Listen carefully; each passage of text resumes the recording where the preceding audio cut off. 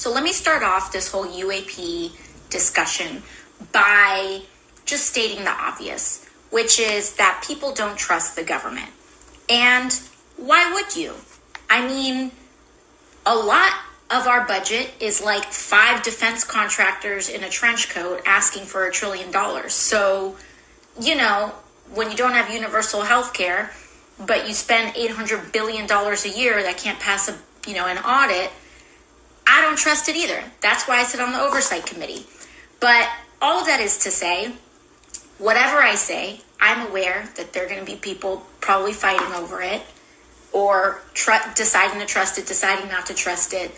But that's just the general disclaimer that I'll start. Now, secondly, one of the questions that I am seeing most often is, why now? Why this? Why is this happening right now? And I think there's a lot of different factors, but I can't ignore the first part, which is that there are political reasons. Republicans right now have the majority, and this is not about mudslinging, but Republicans right now have a majority, and that is much deeper than just there are more Republican votes than there are Democratic votes. Whoever has a majority party controls who's in charge of the hearings. They control what goes to the floor, what gets voted on. The speaker is the majority party, etc.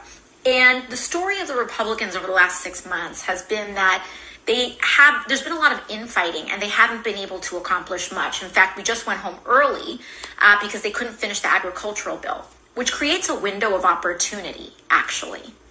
And all of that intra-party fighting kind of slows down the legislative process even more because if the party in control really can't agree on things like agriculture and healthcare and things like that, then the pace of what you normally have hearings on kind of grinds to a halt. You can't really have as many hearings on the normal stuff.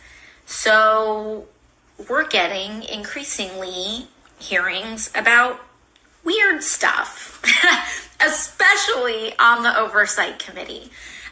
So this committee hearing was on the National Security Subcommittee, and that created a window of opportunity to push through a UAP hearing. Additionally, there's been some bipartisan efforts around greater disclosure that are starting to kick in.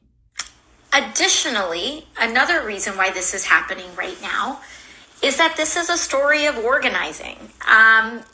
I don't know what to tell you. People may want to be cynical about that, but truly, there are a lot of people in this country who are very interested in this topic. And there has been increasing pressure and organizing that transcends party lines. And that has resulted in the inclusion of several UAP disclosure requirements that Congress included in past defense authorizations. And so there have actually been task forces that were mandated by Congress in recent years. And there's more legislation this year. And there have also been mandated disclosure that has really been the first of its kind in a long time, which is why that mandated public and congressional reporting results in more. Sorry, my phone was dying, so I had to move. Anyways, so the other question I'm getting asked a lot is, what do you think? And if I just put on my investigator hat, which is the hat that we all put on the Oversight Committee, it is part of our Article 2 responsibilities under the Constitution. Witness testimony is important. You cannot rely on witness testimony alone, but it is very often a helpful starting point because it is completely different when a person decides to say something to the media or say something in public versus what they say under oath. When a person is willing to go under oath and risk perjuring themselves or risk being held in contempt of Congress, that's a very serious thing. And so you have to take the things that they say seriously. That being said, there have been instances where a person may have said something under oath and they were mistaken. Now, it doesn't mean that they were lying, it could have been truly what they thought was the truth. Now, I'm not speaking to any of the witnesses that we heard from this week. I'm just talking about investigative principles. Now, that being said, taking something under oath, and if someone levies a very serious accusation that potentially has to do with wrongdoing or something going on, it can be grounds to investigate further, which is why it's very important to listen to the specific words that a person chooses to say under oath versus the words that they use when not under oath, right? You have to pay attention to specifically what is said under oath. So anyways, what do I think? Do I think UAPs are real? Are UAPs real? UAP stands for unidentified, anomalous, or aerial phenomena. But people say anomalous because now it's water or air.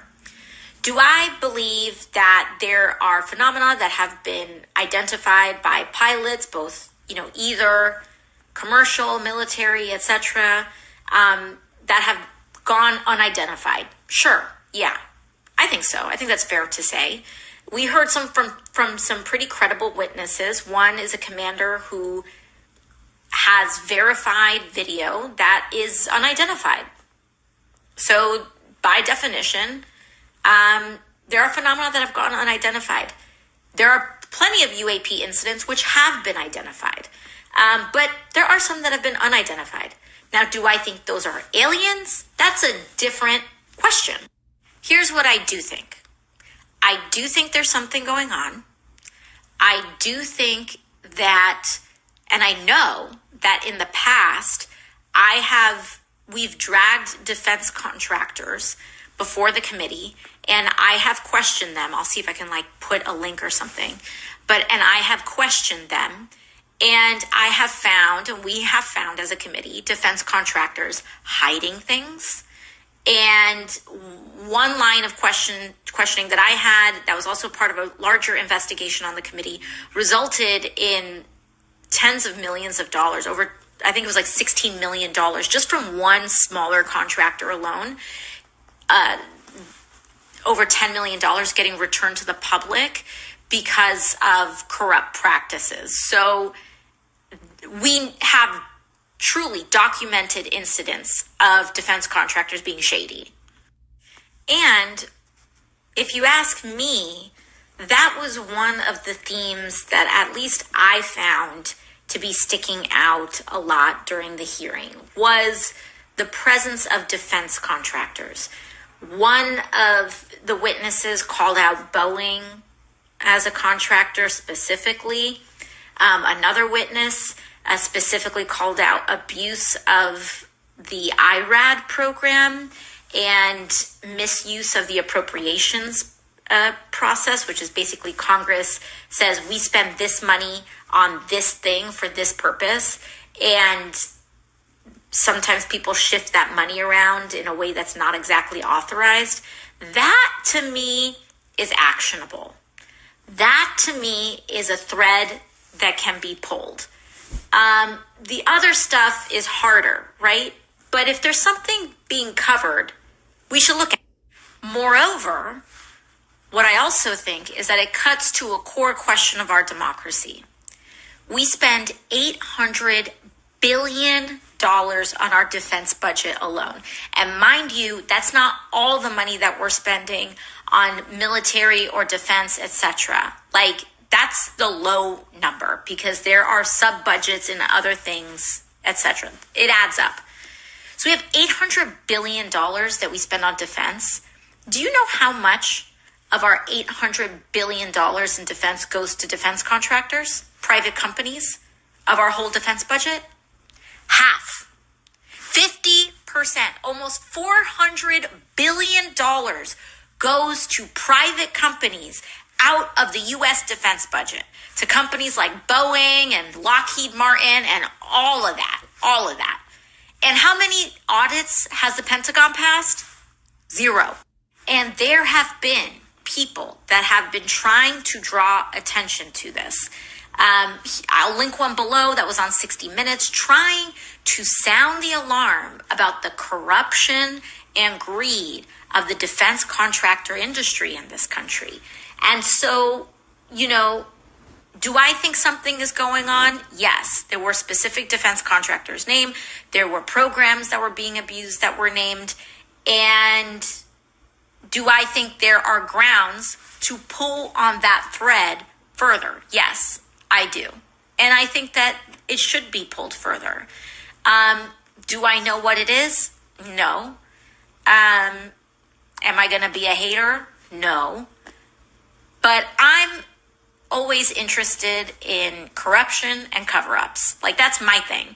Other people are more specialized in the other parts, So those are my thoughts on it. And for everyone who might say, whatever, like, this doesn't matter, we need to worry about rent and healthcare. First of all, hear you. Second of all, I actually think these issues are connected, because one of the reasons we're always told why the richest country, one of the excuses that we're told why the richest country on earth can't have universal health care is because we can't afford it, right? Well, we know that's a crock of nonsense, because we're spending trillions of dollars over years on military budgets that can't pass an audit, and half of which go to a bunch of private companies that are price gouging the public and engaged in corrupt activity. We know that that's true because we've uncovered it in the past. And we need to be spending those public funds on education, infrastructure, healthcare, housing, etc.